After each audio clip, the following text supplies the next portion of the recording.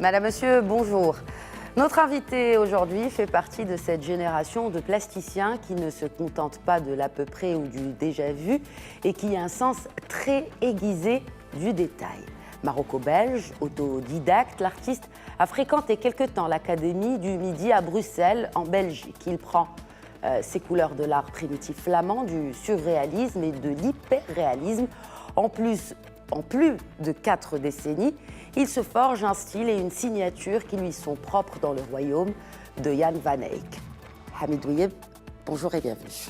Merci, c'est gentil. Je ne me sens pas très à l'aise. Ah non mais écoutez, à fur et à mesure de notre conversation, vous allez vous sentir beaucoup plus à l'aise. Alors vous êtes sur ce plateau aujourd'hui parce que vous exposez au Maroc. À partir du 17 janvier, à l'espace Rivage, une exposition intitulée Figural qui a été organisée par la Fondation Hassan II pour les Marocains résidant à l'étranger. Alors tout d'abord, je voudrais juste dire que nous avons, n'est-ce pas, le catalogue en avant-première pour nos téléspectateurs, le catalogue de cette exposition Figural de Hamid Ouieb. Alors, on connaît tous l'art figuratif. Avant de parler de vos œuvres, pourquoi ce titre Figural? Parce que je ne suis pas que figuratif, en fait. Le figuratif m'a toujours été un peu restrictif, un peu castrateur, jusqu'au moment où, dans les années 80, où j'ai rencontré le mouvement figuration critique, qui, eux, faisaient de la figuration avec un contenu, avec quelque chose en plus derrière. Et là, ils m'ont dit, vous êtes un des nôtres. Et à partir de ce moment-là, le mot figuratif n'était plus tout à fait adéquat avec ce que je fais. Et ceci aidant, avec le temps, j'ai découvert que le terme figural existe depuis un siècle et qui exprime en fait une peinture qui donne plus à voir qu'elle nous montre. Alors, à voir qu'elle ne montre, justement, je propose que l'on visualise un peu ce dont vous parlez à travers l'une de vos œuvres exposées à l'espace Rivage, donc à Rabat.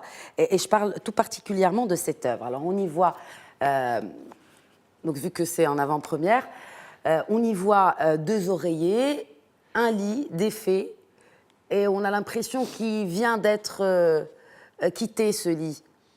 Alors, l'oreille est écrasée.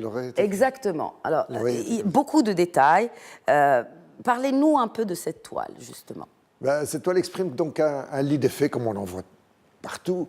Et ce lit d'effet, il y a 2 oreillers. Il y en a un qui est écrasé. Et on a tout de suite, je veux tout de suite insuffler cet esprit de solitude. C'est-à-dire que quelqu'un dormait là. Et qui vient de quitter le lit. Et ce quelqu'un était tout seul dans son lit. Donc, il y a une... Donc, ça dit, comme vous dites, comme pour le figural, ça dit plus que ça ne montre. Oui. Ça montre une solitude, finalement. Cette peinture n'est plus visible, elle est lisible.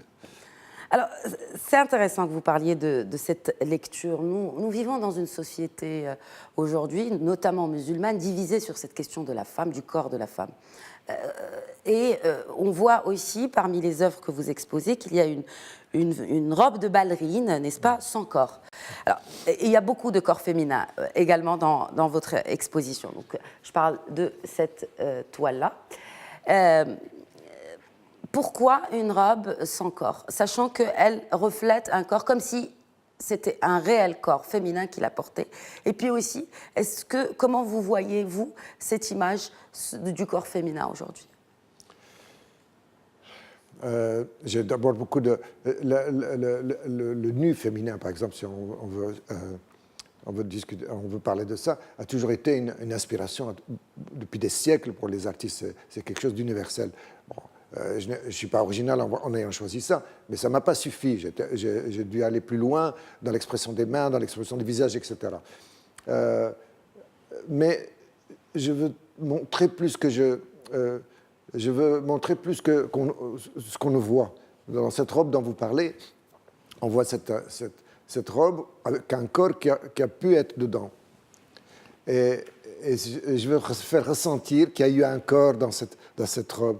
Et le fait que le corps n'est plus là, on le ressent quand même, il est là, quelque part. Et c'est ça, c'est toute la démarche de mon travail. Montrer, essayer de faire ressentir l'invisible. Alors, faire ressentir, aujourd'hui, est-ce que, donc vous revenez au Maroc, Oui. est-ce que ces œuvres-là ont été particulièrement conçues, peintes pour le public marocain? Non, pas tout Non. à fait. Mais depuis 10 ans, depuis 12 ans, depuis ma décision d'exister et de laisser une trace au Maroc. Parce qu'à un moment donné, je me suis réveillé, je dis, ici en Belgique, j'ai mes enfants, mes petits-enfants, mais au Maroc, j'ai envie de laisser quelque chose. Et comme je suis artiste peintre, je dis, je vais me consacrer à la peinture. Et les peintures de nu, etc., c'est des choses qui reviennent avec moi du Maroc. Hein. Ah bon? Donc vous les avez qui reviennent avec moi de la Belgique. Belgique, qui reviennent un peu avec moi de Belgique. Et depuis 10-12 ans, je peins beaucoup de sujets où l'inspiration était d'ici. J'ai pris des documentations d'ici, notamment de l'expression des mains. Comme ce qu'on peut voir ici. Donc on voit deux mains croisées, un œil au milieu. Ouais. Et alors j'essaie. En fait, ma démarche est complètement opposée à l'idée contemporaine, qui est basée sur le concept. C'est cela. On parle d'un concept et l'artiste arrive tout puissant, intelligent, et cultivé et il donne la leçon aux gens. Voilà, moi je suis l'artiste, je vous donne quelque chose. Moi, c'est absolument le contraire que je fais. Comme Marguerite avait dit, vous m'avez demandé une idée, je vous donne une image. Il y a quelque chose qui se passe et je crée une image, presque par hasard, en tâtonnant, en cherchant, etc. Et j'insuffle cette image aux gens, je la redonne aux gens et je les pousse devant ma peinture et je me mets derrière et j'attends de voir ce qu'ils ressentent. Et en général, ils me racontent une histoire. Et à partir du moment où ils me racontent une histoire, à partir de ce qu'ils regardent, parfois c'est un accident comme ce tableau. C'est-à-dire? La partie rouge devait être du côté colorié et la partie noire est du côté noir et blanc. Noir et blanc. Et c'est parfois des accidents heureux qui font un tableau. Et pour vous dire que ce n'est pas toujours quelque chose d'intelligent, c'est peut-être instinctif, c'est quelque chose c'est pour ça que j'ai mis à peu près 40 ans pour me désintellectualiser. Et pourtant, rien ne vous prédestinait finalement à l'art. Vous avez commencé des études d'ingénieur. Oui, Est-ce que ça vous a aidé un peu dans la précision de votre trait? C'est une frustration continuelle. J'ai toujours été dans cette douleur de faire ce que je n'ai pas envie de faire. Et donc, j'ai dû faire des études d'ingénieur en ayant une âme d'artiste comme un gaucher qu'on oblige à écrire en main droite. Et donc, c'est pour ça que j'ai fréquenté les académies le soir, tâtonnant, j'ai essayé d'exister en tant qu'artiste en parallèle. Et finalement, c'est le côté artiste qui était le plus fort.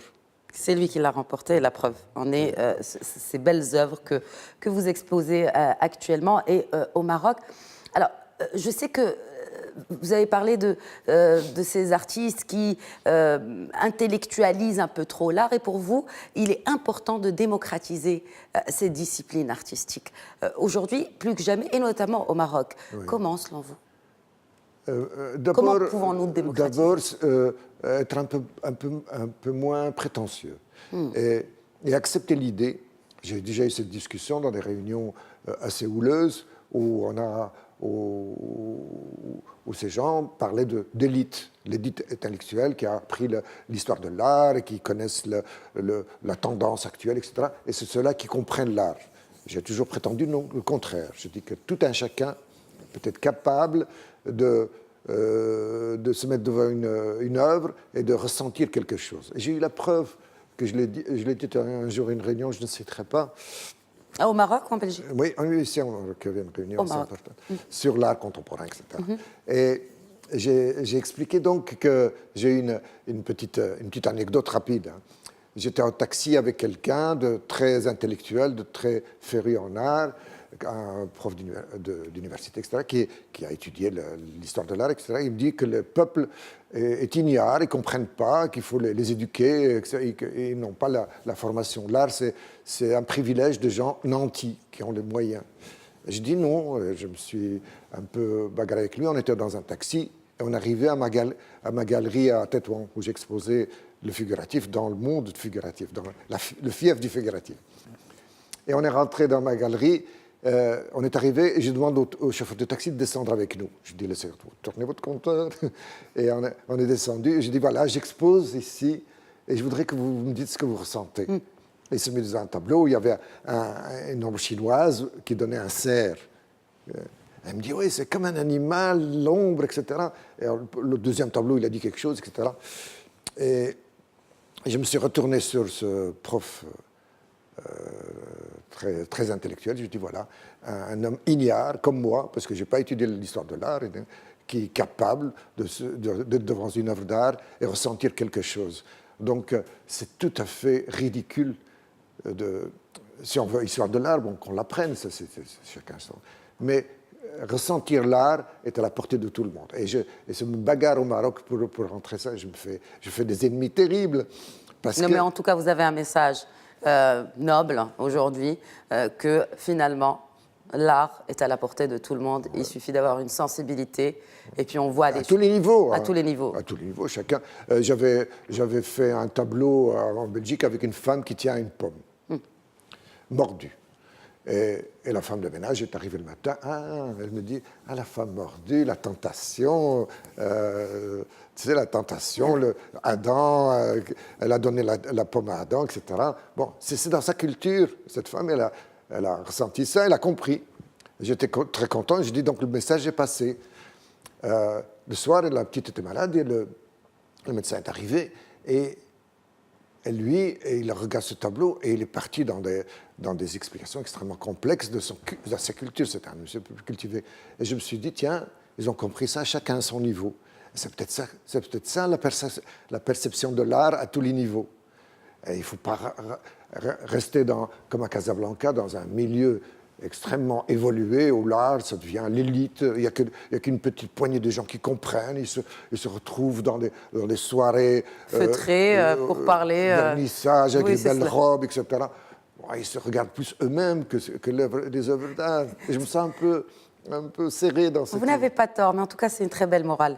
Que finalement, l'art est accessible et accessible à tous. Oui. Et je rappelle donc, Hamid Ouib, que votre art sera exposé à partir donc du 17 janvier, est exposé déjà à partir du 17 janvier à l'espace Rivage Araba. Figural, c'est le titre de cette exposition. En tout cas, c'était un réel plaisir et tout à l'aise de discuter avec vous, Hamid Ouib. Merci beaucoup. Mais il y avait beaucoup de choses à dire, mais enfin, on a fait quelques petites anecdotes, parce que je ne veux pas me prendre au sérieux, je veux que les choses restent légères. Ce sera pour une prochaine fois, cette discussion. Inch'Allah. Merci à tous de nous avoir suivis. Très bonne suite des programmes sur notre antenne.